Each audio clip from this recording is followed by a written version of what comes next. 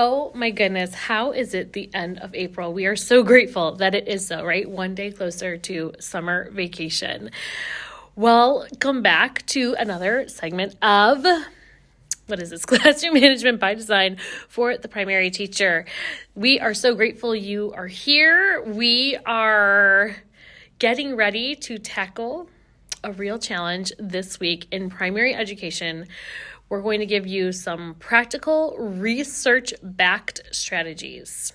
Today, we're diving into a topic that I know so many of you struggle with: how to create those self-sufficient students in those primary grades. I should say, if you're new here, I am Lauren Zabigan. I am the founder of Lesson Plan Toolbox, where we help primary teachers master classroom management, whether it is student behavior, routines, strategies, systems. We do it all for our teachers, and we love helping primary teachers. So back on track. We all want students who can follow routines, problem solve, and take ownership of their learning. That's not new.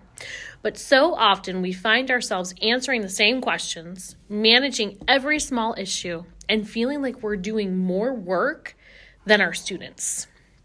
If this sounds like you, don't worry. By the end of this segment, you are going to have actionable strategies to empower your students to be independent, confident learners. It will be magical, I promise. So why does self-sufficiency matter, in primary grades especially? Here's the thing. In the early years, students are naturally curious and capable, but they also need structure and practice to become independent. So when we foster self-sufficiency, we are reducing interruptions and constant teacher dependence. We're building confidence in students to try, fail, and then try again. And we're freeing up instructional time for deeper learning and engagement. We're helping our students to develop executive functioning skills that set them up for success long term. The goal isn't to abandon them, but to equip them with the skills to navigate their learning without constantly relying on us, which is where the magic comes in. So how do we do this? Here's the first step, and this is nothing new, but it's great to reinforce. The first step is we want to teach, we want to model, and we want to reinforce classroom routines. Young learners thrive on predictable structures, but independence doesn't just happen because we tell them what to do. We have to explicitly teach routines, model them, and reinforce them consistently. So here's what you can try. Break down every routine into clear, simple steps: lining up, packing up, turning work in. Use a see it, say it, do it method, right? Where you model the routine, describe what's happening, and then have your students practice it. You can also make it visual, right? Have those anchor charts or pictures or directions, step-by-step cue cards to help remind students what to do. The more you front load clear expectations, the less you'll have to remind them later, especially this time of year. The next step we want to do is we want to build a culture of problem solving, right? We've all had students who immediately raise their hand and say, "Ms. Began, I don't get it," before even attempting a task. That's a learned behavior, and we can replace that with one that fosters problem solving. Here's what you can try. Introduce the 3 before me rule. So before asking me, the teacher, the students must try these 3 things.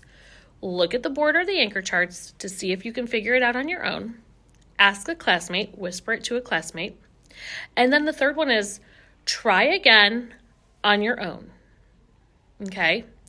You can also use a what's my next step board.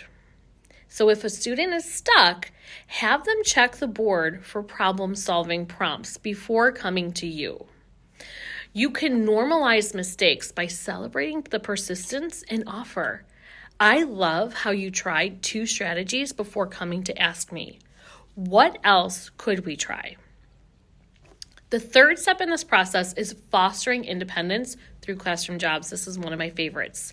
One of the simplest ways to encourage self-sufficiency is by giving students real responsibility in the classroom. You can assign meaningful rotating classroom jobs like your materials manager, your tech helper, your line leader, your cleanup captain.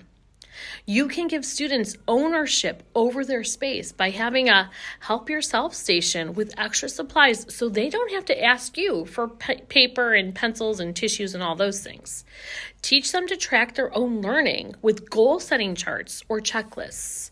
So when students take ownership of their environment, they take ownership of their learning too. They go hand in hand.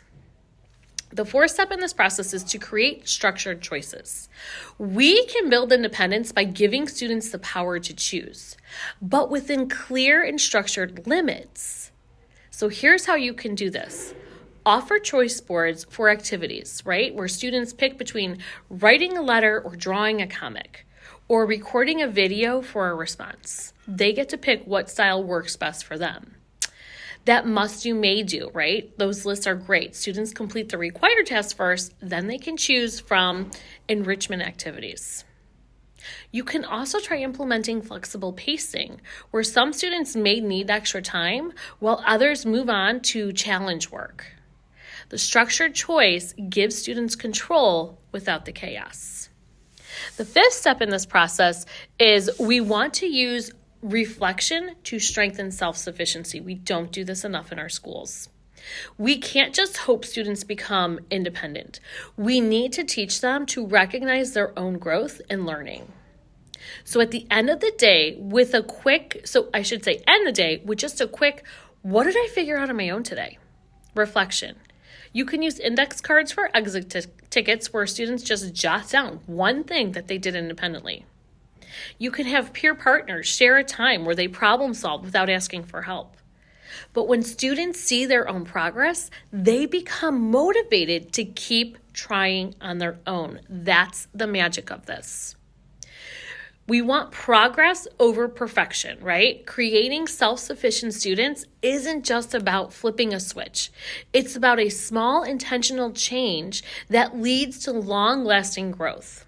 So if you start with one strategy at a time, you'll see more confidence, more problem solving, and more independence in your classroom. So here's my challenge for you. This week, pick one of these strategies and commit to it. Whether it's reinforcing routine or introducing 3 before me or setting up a classroom job system. Start very small, but stay consistent. Every little step toward independence helps your students and you. Okay, so that's it for now. If you found this helpful, please share it with a fellow teacher who could use just some support. And don't forget to subscribe for more practical strategies. We do these videos once a week just to support teachers in the primary world especially. You have the hardest job in the whole world as far as I am concerned, and you have the most impactful job as far as I'm concerned, as far as creating the meetings that are going to be leading us into the future. That is massive when you think about it. And setting them up for success, laying this foundation as primary teachers is such a huge task that shouldn't be taken lightly. But we don't want to overwhelm you either. And that's what we're all about. That's what our membership is all about. We support teachers to avoid that overwhelm. Anything that they need, we have a resource or a strategy to give to them that is research-based, or I have done it myself in the classroom. You can see I'm back in the classroom. I'm doing both these days. I'm back in the classroom and helping teachers online, and it is a lot. And knowing that this is temporary is helpful in getting me through these last few weeks of school. But I'm finding that I'm back in the classroom. I'm even more passionate about what I'm doing. Teachers need this support. You need that person to model for you. Okay, until next week, teach, relax, repeat.